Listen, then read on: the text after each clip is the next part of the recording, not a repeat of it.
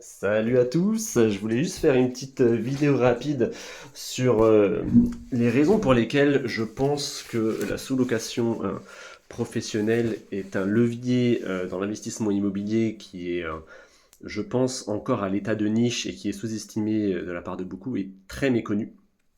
Parce qu'en fait, il faut savoir une chose, c'est que la sous-location professionnelle vous permet aujourd'hui, très rapidement, d'investir dans l'immobilier sans avoir à faire un emprunt bancaire. Alors on sait tous qu'avec l'augmentation des taux, même s'ils ont eu tendance à se stabiliser et à baisser un peu dernièrement, on sait que ça a été compliqué ces dernières années et qu'aujourd'hui investir dans l'immobilier, bah, c'est pas à la portée de tout le monde. Déjà en résidence principale et en résidence secondaire, ça peut être encore plus compliqué si on a déjà un prêt sur le dos. Donc aujourd'hui, ce que je voulais vous dire, et c'est ça qui finalement est le plus important de cet audio-là, de cette vidéo, c'est de vous expliquer qu'en fait, la raison pour laquelle la sous-location professionnelle est intéressante, c'est que vous, en tant que société, si jamais vous montez une société, vous pouvez le faire en nom propre, hein, mais si jamais vous montez une société comme nous pour le faire, le prêt finalement, c'est le propriétaire qui va vous confier le bien qui le fait. Ce qui fait que à ce niveau-là, vous n'avez pas d'emprunt bancaire à faire. Vous, derrière, vous avez bien sûr à verser une mensualité, mais étant donné que ce bien, si l'étude de marché a bien été faite, mais ça on pourra en reparler comment on fait une étude de marché, si l'étude de marché est bien faite, aujourd'hui, bah, ce seront les voyageurs qui loueront votre bien sur des plateformes comme Booking et Airbnb, qui payeront finalement ce loyer que vous devrez au propriétaire.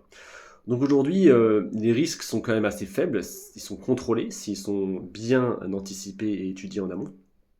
Et voilà, je voulais vous dire que finalement, aujourd'hui, si vous voulez vous générer un revenu passif, investir dans l'immobilier, parce que finalement, l'argent que vous allez toucher via la location de courte durée sur des plateformes, comme je vous le disais, comme Booking et Airbnb, cet argent-là, c'est un revenu passif. Ce revenu passif, vous pourrez l'utiliser pour avoir d'autres biens derrière, aménager d'autres biens, acheter.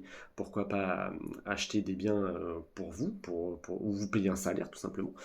Donc c'est une manière d'entrer dans l'immobilier, dans l'investissement immobilier, sans les risques d'avoir un prêt bancaire. Et il faut savoir une chose, une fois que vous prétendez à un prêt bancaire, bah, vous êtes un peu bloqué. Vous ne pouvez pas forcément multiplier les opérations derrière les prêts bancaires parce que bah, une fois que votre capacité d'emprunt est au taquet, bah, vous êtes obligé d'attendre. Vous êtes obligé d'attendre. Et alors que là, non. Alors que là, non, vous avez la possibilité d'investir, vous avez la possibilité de gagner des revenus via la gestion des biens qu'on peut vous confier. Pareil, je pourrais faire des vidéos pour vous expliquer comment on peut assez facilement et sereinement contacter des propriétaires et les convaincre de nous confier leurs biens. J'ai d'excellents retours jusqu'à présent, donc on est plutôt content. Et voilà, donc honnêtement, si ça peut vous donner envie de le faire ou de vous renseigner, allez-y. Je suis pas en train de vous vendre une formation, hein, pas du tout. Mais vraiment, je me suis vraiment rendu compte du potentiel de ce domaine. Pour qui s'y intéresse, il y a vraiment possibilité de faire de belles choses. La sous-location, on en parle de plus en plus, mais ça reste encore une niche, je trouve. Bien sûr, la location de courte durée est très connu, mais l'exploitation via de la sous-location, je trouve que ça reste encore à la marge. C'est assez marginal comme domaine. Et même si on entend de plus en plus parler de conciergerie, peut-être que vous avez plus entendu parler de ça, là c'est différent. Là c'est différent.